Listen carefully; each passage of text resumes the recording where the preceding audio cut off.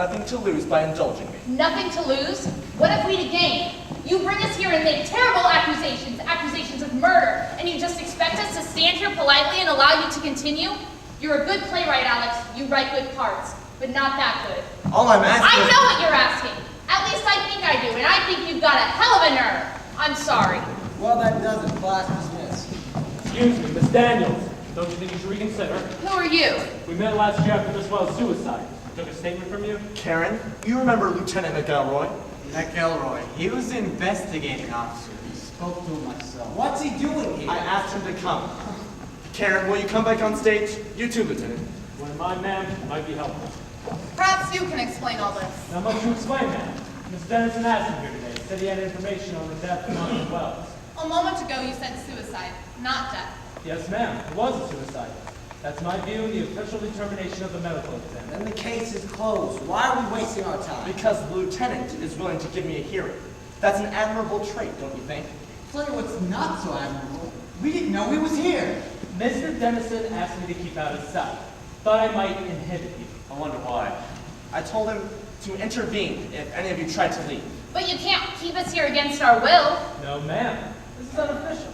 You're perfectly free to go. But then I'd have to wonder why you were so anxious to leave. So we're back to what do we have to lose? Frankly, I think Mr. Dennison's on a wild goose chase. But I'm willing to keep an open mind. It's up to you, Karen. As I said, you do write good parts. Perhaps you'll forgive my little outburst and think of me the next time you write one. Thank you. It proves again the power of the pen. Now, I think I'll take... But now... The non-appearance clause. I'm not sure I like this, Alex. What's the problem? It's only a play. I was wondering about the amount of coverage. No particular reason, just give me a ballpark figure. Yes, that's what I thought. All right, Harry, thank you, darling. Go back to sleep. Satisfied? Yes, Bella, very realistic. You may have missed your column. Okay, listen, I know I'm a bit slow, but I have the funniest idea what that was about. Let me enlighten you, sweetheart. What Alex here is trying to say is that I was the sole investor in chamber music. It was all my money. Oh, your money? Well, my husband's. What difference does it make? So Bella stood to lose a small fortune, and possibly her husband, unless, like the producer in the scene, I was covered by insurance. If I kept the show open and the star failed to appear, I'd get the insurance money. Is that your drift, Alex? only if you had that kind of coverage. It's standard. You know I did. Then Monica's death came at a convenient time for you. The woman killed herself. Do you understand, Alex? Whether you want to believe it or not, she was depressed and she jumped from that terrace. How can you be so certain, Bella? Were you there? I get it. Alex is staging Hamlet. You flipping out, Owen? Hamlet, Act 2, Scene 2. The play within a play to catch his father's killer. I've heard that guilty creatures sitting at a play have been struck so to the soul by the very cunning of the scene that they have proclaimed their malfactions. The play's the thing wherein I'll catch the conscience of the king. That's all very interesting, but why isn't David here? What? Do you think he went home? I didn't hear. He knows that. If he walked out, What's the fuss? Maybe you went to the men's room. There's someone in the wings. There you are, David. They thought you bailed out. Who are you? Know who I am? No, sir. I know who you say you are. Suppose you show us some identification. Well, what's all this about? Whoever this man is, he's not Lieutenant McElroy. What? That I remember him. No. You only think you do. There's a resemblance. Same age, same build, but I'm pretty good on faces. This is not the man who talked to me the night Monica died. Are you sure? I just called the police station. Lieutenant Henry McElroy killed in the line duty 6 months ago. Now, unless you are a ghost, you better tell us all who you are.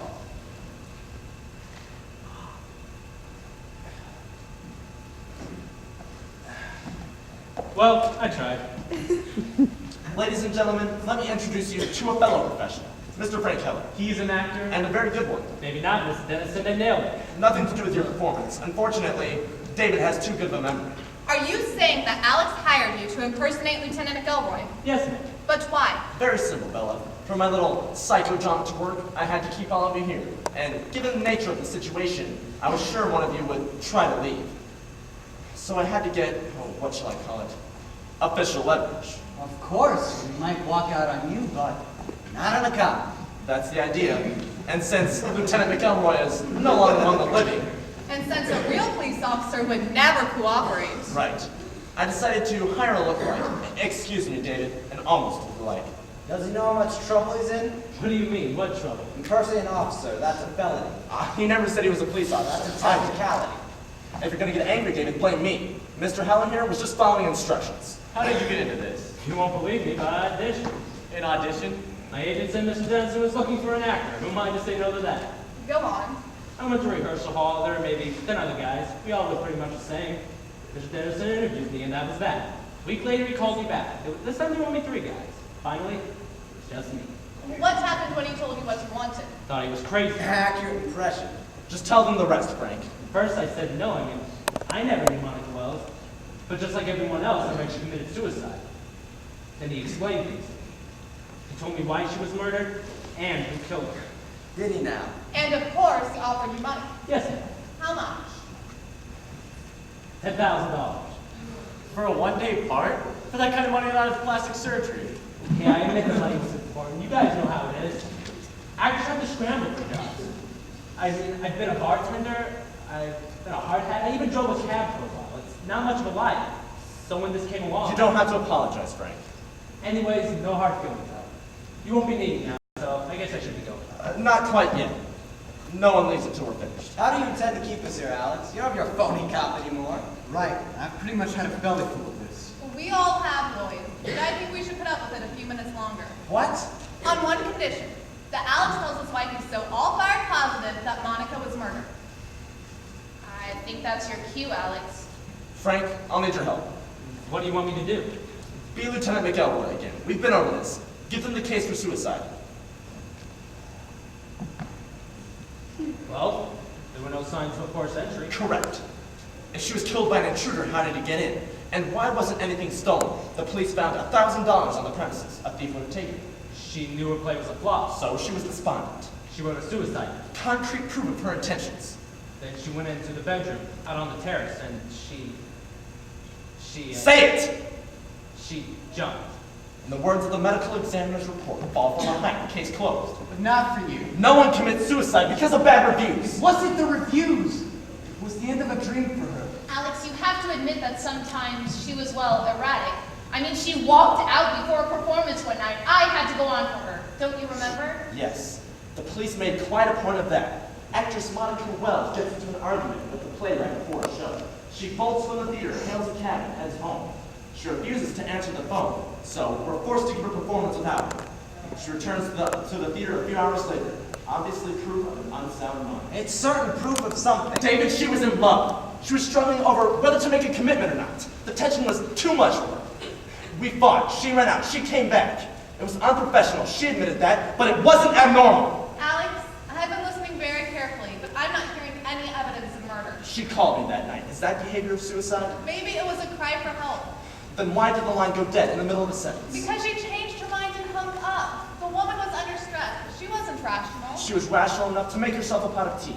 I saw it in the study. And that's your evidence. A pot of tea. She was starting a new life. She had everything to live for. You saw her at the party. Was that woman in despair? Nobody can get into someone else's mind, Alex. Not even people we care about. Who knows what she was thinking that night? I know. She was thinking about our future. Alex? Alex, don't you see? Monica did a terrible thing. She not only took her own life, but she rejected you. That's hard to live with, so you come up with this fantasy about murder. In some strange way, it's easier for you to accept. I take it that means you're not going to help. I just don't see what else we can do. Karen, Leo, will you read a scene with me? Alex, Bella's right. We're all your friends here, but this isn't getting us anywhere. Leo, it's just a few pages. I'm sorry. Well, anyone want to show you a ride uptown? Sure. You dropped me in 75th Street. Just a moment. What do you think? Alex, for God's sake! Come back here, please. All right, fine, but you don't need It that. seems I do. Listen, put that away. David, don't! He's bluffing. I wouldn't count on it. Hey, Alex, that's just a prop, right? It's not loaded? Don't try and find out, Leo. Now, I'm going to have to ask you all to move very slowly back to the center of the stage where I can see you. Very slowly. Hey, which one of you is Alex Dennison? I am. And you are? Santoro moving and storage. Got your ship. Sally! Where's your truck, Mr. Santoro? By the stage door. You want me to unload? Sally, Will you close the traveler and then show Mr. Santoro where to put his things? How do I close it? There's a rope on the wall, dear. Just pull it. You can unload your things, Santoro, and Miss Bean will show you where everything goes. You got Wait a minute. it. Yeah? Nothing. Actresses. Okay, guys, you're done there. Lloyd, move that table and chair, stage left. And everyone, move these chairs downstage. Quickly, please.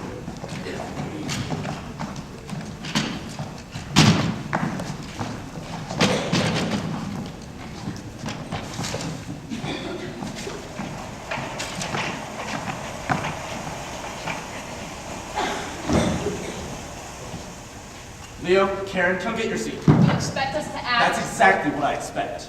Did I get the right row? Perfect, dear. Come here now, please. Alex has a gun. Really? Gee, show me this exciting. Here's a floor plan, dear. Make sure the moving men follow it exactly. Right. Everyone ready? Alex, we'll cooperate. Just put that away. All right. In the interest of calming your nerves, but I'll keep it handy. Karen, the scene takes place in your dressing room. It's opening night. This is your dressing table. Leo, you'll make your entrance into this scene in a few moments. Ready? No. But you'll try, won't you? Sit at the table. The scene begins with a knock at the door. Yes. It's Monica. Monica? Yes. May I come in? May I come in? Yes, of course. Not in makeup yet. Oh, I won't put it on for another hour. I just want to sit here and soak up the atmosphere. And you're not quite sure which makeup to use, are you? Pardon? I mean, if I got sick or something at the last minute, you'd have to play my part. Oh, never even crossed my mind. Nobody gets sick opening night. No, I suppose not. You were quite good when you went on for me last week. The audience was disappointed. I did my best, but there's no comparison. You're being modest. It doesn't much matter, does it? I mean, you're here. That seemed to surprise you. Why would I be surprised? I brought your grandmother's tea back. You know, that special blend that she whips up in her country kitchen. Didn't you like it? It really calms me down. So you said. Have some before opening night. Wonderful for the nerves. It is. Maybe. Not so good for the rest of the body. I don't know what you mean. Then let me see if I can make myself clear. After you practically forced the tea on me, and since your motives are somewhat transparent, I took it to my doctor and had him send a sample to the lab. A lab? I learned a marvelous new word. Cyclophosphamide. It's an alkylating agent. Odd thing to find in your grandmother's recipe. There must be some mistake. It causes dizziness and nausea. A few sips and I'd be home right now, and Monica. you know which makeup to use. You weren't even willing to pay your dues, were you? Karen, oops, sorry, I didn't realize I had company. Hi, Monica. This is private, Leo. No, Leo, stay. Three of us should have a talk. About what? Pick a subject. Opening nights, helping your wife's career, Huh? or we could talk about medical school. You did go to one for a few years, didn't you, Leo? I'd assume you took a few courses in chemistry. Hey, that was a long time ago. Why? What's this about? She knows. Knows what? About this, she had it analyzed. All right, we spiked your tea. It wouldn't have harmed you, just slowed you down for the night. The question is, what are you going to do? I told you it was crazy! You wouldn't listen! Be quiet! They put people in jail for something like this! Excuse me, Mr. Dennison. We'll finish. We'll be back in the morning to get the stuff. Fine. Thank you. Shall we see the set to the last scene? Another scene? Alex, I hope you know that the scene we just played was nothing but lies. You did give her tea. She told me. It was a gift and there was nothing in it. Besides, what good would it do me? Bella would never open with an understudy. Would you, Bella? Or would you send everyone home? The critics? The press? I wonder. Alex, use your head. Even if Karen was nuts, I'm not. I'd never do something like that. You were trying to save your marriage. You would have done anything she asked. No way. Alex, if there's another scene, let's take a look at the set and get it over with.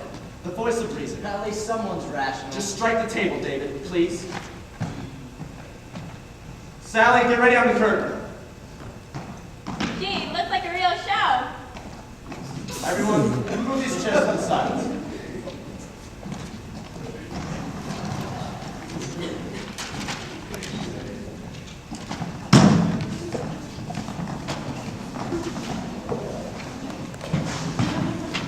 Everyone ready? Yes. Sally?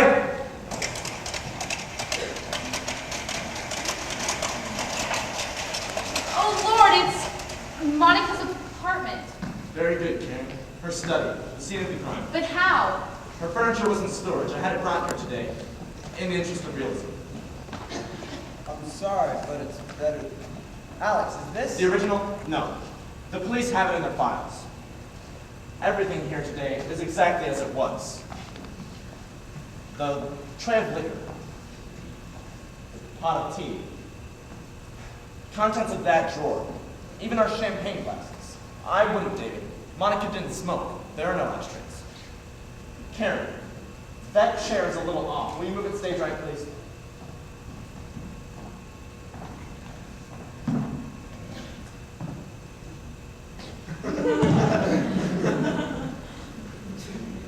Well, what's next? Alibis, Bella. I was wondering when you'd get around to that. I've established that all of you have motives. How are you? But motives are nullified by legitimate alibis. And then you can cross me off your list. I didn't want to go home. I went to an after hours, got till 4 a.m. I must have 20 witnesses. And I was with my agents. After the party, we went back to my place and commiserated. Bella, My husband and I took Meg Jones the colonist home. She asked us up and we talked for hours. that just leaves you and Leo, Karen. Easy. As you keep reminding us, we were married then. We went home to bed. Then who was Monica expecting it that night? Who says she was expecting anybody? She sent me home, boy, on the one night that I should have stayed. And she got rid of the caterers. Didn't even give them a chance to clean up. No, she was expecting someone. So you're saying she didn't want you there because someone was coming? It explains the circumstances, doesn't it? After I left, she let him in. Him? Or her. There was an argument. She called me. He grabs the phone and hangs up. There's a struggle. She struck and killed him. Where did all this happen? Right here in the study. Why not in the living room or the bedroom? The tea, Bella. She brought it in here. That again. Maybe she forgot she was upset. Won't wash, David. Not too upset to make a pot of tea, but too upset to drink it. And then also, there's the lights. They were all on when the police came in. So first, close and lock the door. Then, close the bedroom door. Meaning? Suicide is a private act. She knew I'd call. She knew I had a key.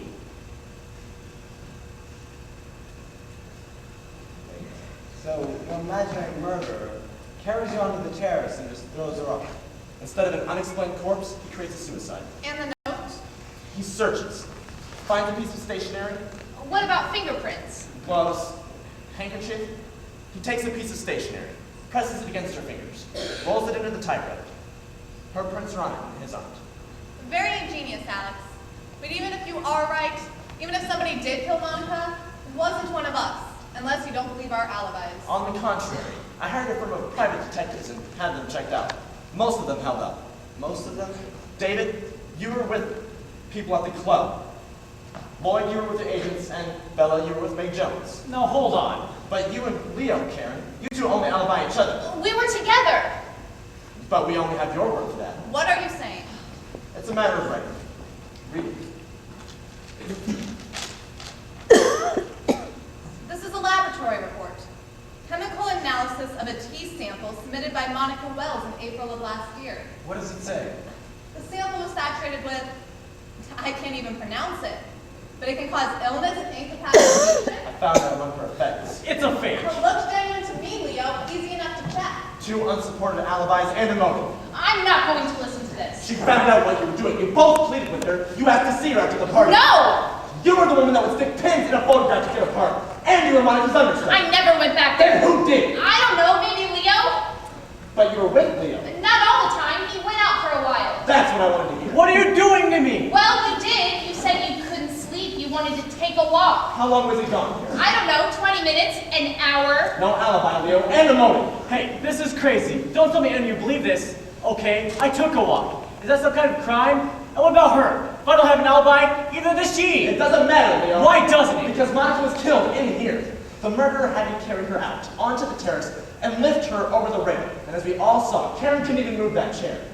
You killed her, Leo. She killed herself. I'm getting out of Her here. whole life ahead of her. And you killed her. Alex, take it easy. Get back here, Leo. You're not gonna take this one on me. I'm warning you. Leo, listen. I've done enough listening. Alex, no! Don't! No!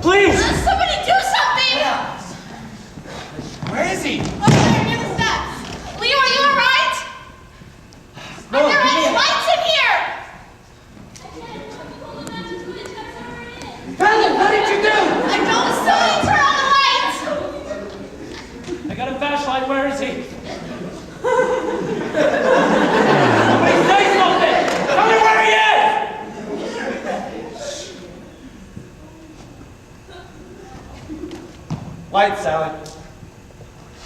What is this? What's going on? Where did you get the flashlight, Frank? What? The flashlight, where did you get it? Right here, in the drawer. How did you know it was there? I didn't. I was just looking for matches. Monica didn't smoke. I made that clear.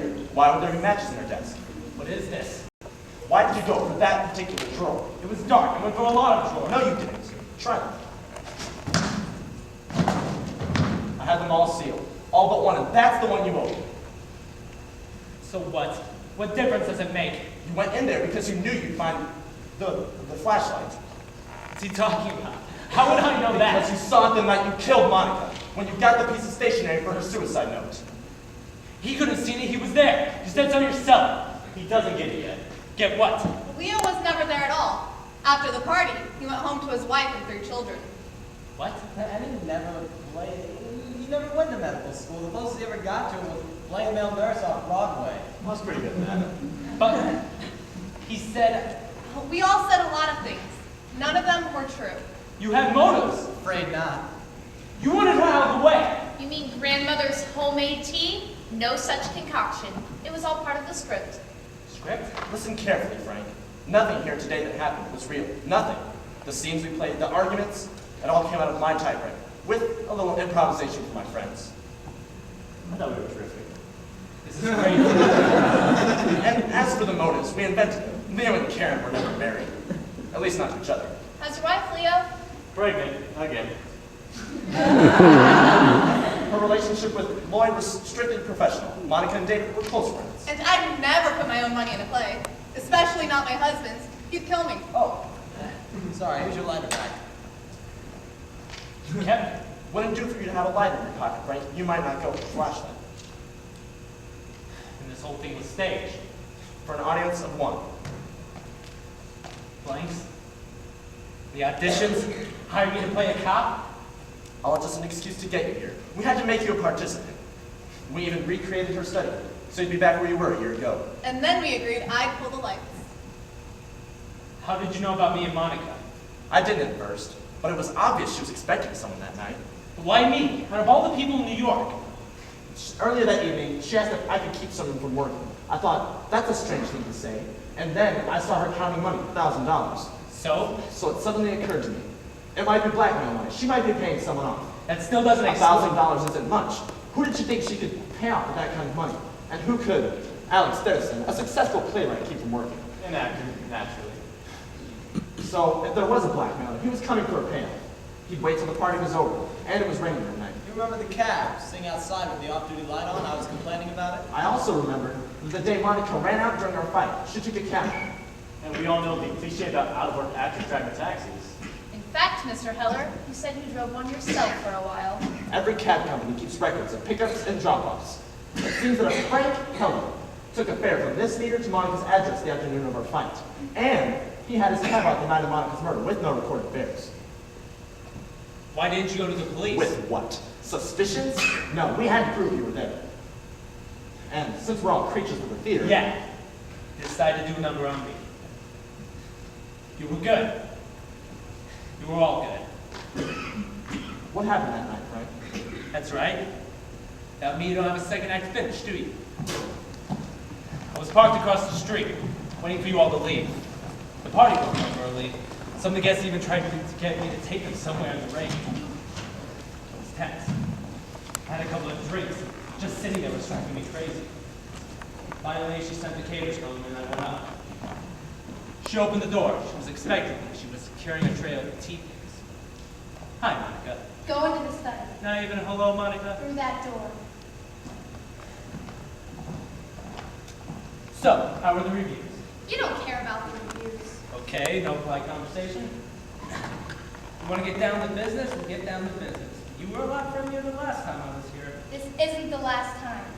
Frank, I want you to understand something. I was angry at Alex. He opened up some emotions I didn't know I had.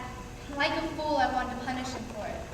So when I got in your cab that day, I couldn't believe it. Monica Wells coming on to me, inviting me up for a drink. I was using you. Or at least in a crazy moment I planned to. Some nutty idea of making Alex jealous. But I came to my senses and I asked you to leave. Nothing happened. He doesn't know that. We were together for hours. We even missed a performance. Do you really think he'll believe you? Maybe, maybe not.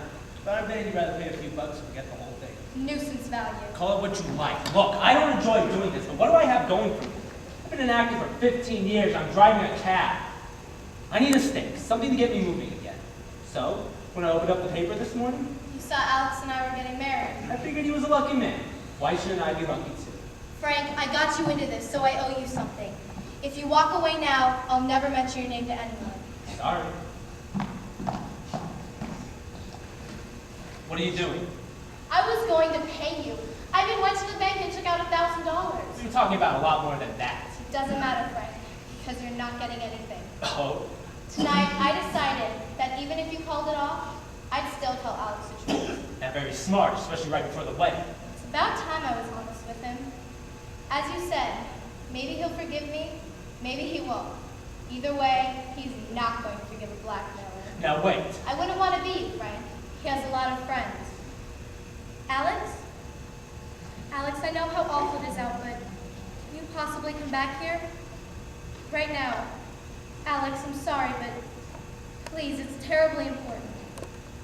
I did, but Do you know what you're doing? I think so. You're gonna ruin things for yourself. Why don't we wait and see? You're welcome to stick around, Frank. I'm sure he'll want to meet you. Don't answer it. I said don't answer it! No, please! No, Monica! Monica?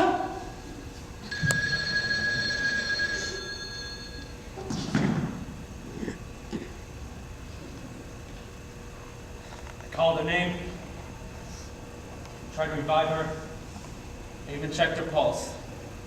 Flickered for a few seconds, then it stopped. I realized she was dead, didn't know what to do. So you decided to manufacture a suicide. I didn't want a murder investigation. I cleaned the blood away from the desk, carried her body into the bedroom, and you know the rest. Look, I've been living with this for a very long time. I did what I did, but it was an accident. Whatever it's worth, I didn't need to kill. You up in the light booth, Loretta? Yeah. Is the lieutenant with you? Yes, we're on our way now. Here I am, Mr. Jensen. You heard? From the very beginning. Frank, meet the man you impersonated, Lieutenant McGowan. But you said he was. Killed in the line of duty, I believe that was the exact dialogue, delivered, as always, with my well-known credibility.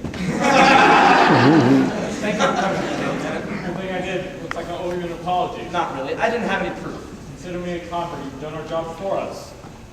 I don't look like him at all. We had to give you a reason for coming here, Frank. One that you believe. Come along, Mr. Miller. If you ever write a play about this, at least I gave you an ending.